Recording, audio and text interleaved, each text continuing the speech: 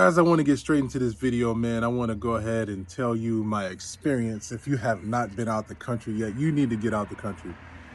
But listen, man, I went to this barbershop in Kenya, and honestly, at this point, I'm this close to never getting my haircut in America again. So in America, you get your haircut, you get a good haircut for 60 bucks, right? Certain barbershops, 25, 30, you get a decent cut. You get to 50, they'll start washing your hair and stuff. You got to pay for the Beijing and all that stuff. But yo, man, I went to a barbershop in Kenya because my girl told me to go. I call her my wife. We're going to get married traditionally. But my wife, bro, she told me to go to this barbershop in Kenya. I said, cool. I asked how much it's going to cost. She said, you can get the works for about 50 bucks. So whatever the works is, cool.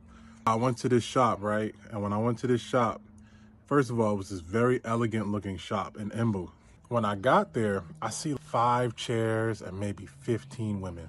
And so I go to get my hair cut and I'm like, man, let me sit in this chair, man. I hope it's not too crazy. I start to get anxiety when somebody's cutting my hair because I don't know if it's going to be good. We're getting through the haircut. It's pretty decent. And every now and then they speak Swahili. Every now and then he's asking my girl, hey, you want this? And I'm like, man, I don't want that. He asks her, she comes back to me and she says, baby, they want to put this in your hair because it's going to look this way. Sidebar, if you want anything in life, you want a man to do something, ask his girl. And his girl will make it happen for that husband. But I said, cool, put the Beijing in my hair. It's fine, man. Go ahead and do it. So they putting the Beijing in my hair. And I'm taking pictures. It looks good. So now they're saying you have to go get it washed out. So I'm going to the section to wash my hair out.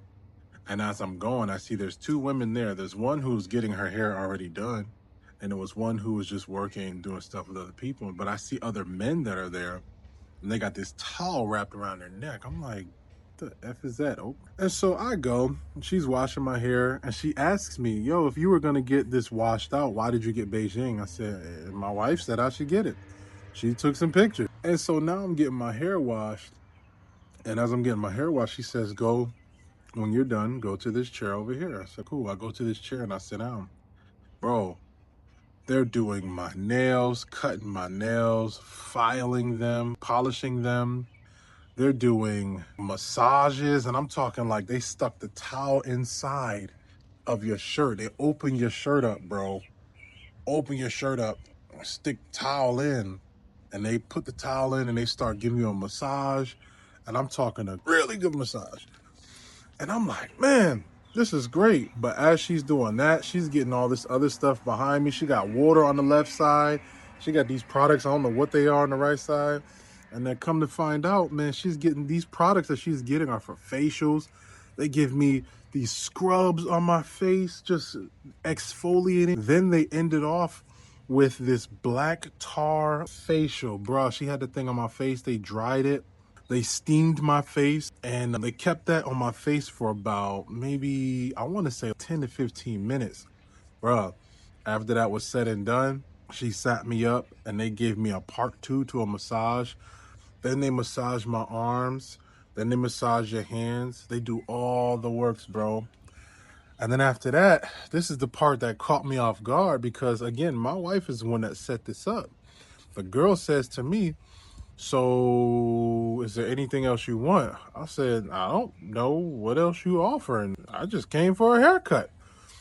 She said, we have a few other services that we can give you. I said, I've been here for about 6 hours now, literally about 6 hours. I said, my girl, she's ready to go. She already texted me, said she's ready to go. Then this woman says, are you going to come back and see me? I said, I'll come back next week. She said, no, I want you to be sure. Are you coming back to see me? You're coming to see me, right?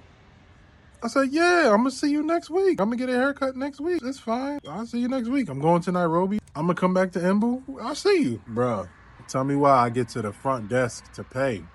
And my girl, she's out there the entire time. So, well, not the entire time. She was next to me in the chair when I was getting my haircut, but she left after some time because other customers was coming in. So she went to the front and she got these vanilla chais and this hot chocolate that they're giving her. And she comes to the front and the lady's just looking at my girl like, damn, what the hell? I didn't know what was going on. And she's kind of mean mugging her looking. And I'm saying, I'm going to see you next week. And she says nothing.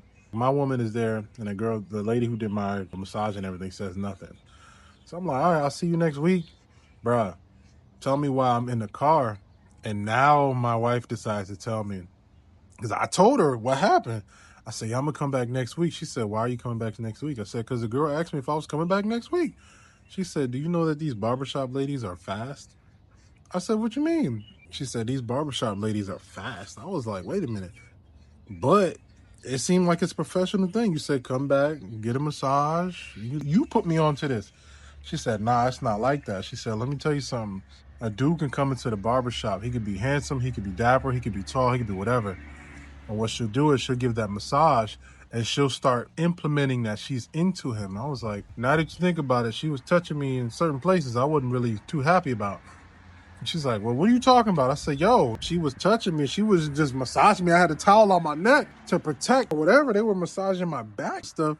I said, but nah, she was going in the shirt, massaging real good. And then my wife was like, oh, man, that sucks. I said, but I never knew that these barbershop women were fast. I said, so what's the end result? You just get money? She said, let me tell you, these chicks will literally do you good in that service and then get your number. And at some time, they'll come back and be like, I want to meet you at this hotel. I want to meet you here. I can give a real massage and do this. I said, where does that lead? She was like, eventually you end up smashing them. What? She said, yeah, eventually you end up smashing them. And that's just how it works. She said, it's just so common. She said, you can't really trust these barbershop ladies here. I was like, oh, man. Now, from a single man perspective, I'd be like, well, shoot, $50. I come to the barbershop, man. But nah, man. It kind of threw me off. And honestly, it kind of made me uncomfortable because the way she was touching me, there's a different energy, you know what I mean, from when she started. But I'm saying this to say, guys, certain countries you go to, you got certain rules. Certain places you go to have certain rules. They have certain laws that are in place. But yo, I'm telling you, for more than just a barbershop experience, if you're trying to get an experience in general and you trying to do something, and you never know, bro. You go to certain countries, you never know. And that's your thing, but I just had to tell this story, man, because, yo, Kenya is a wild place, boy. And one thing I will say is I come back to the United States.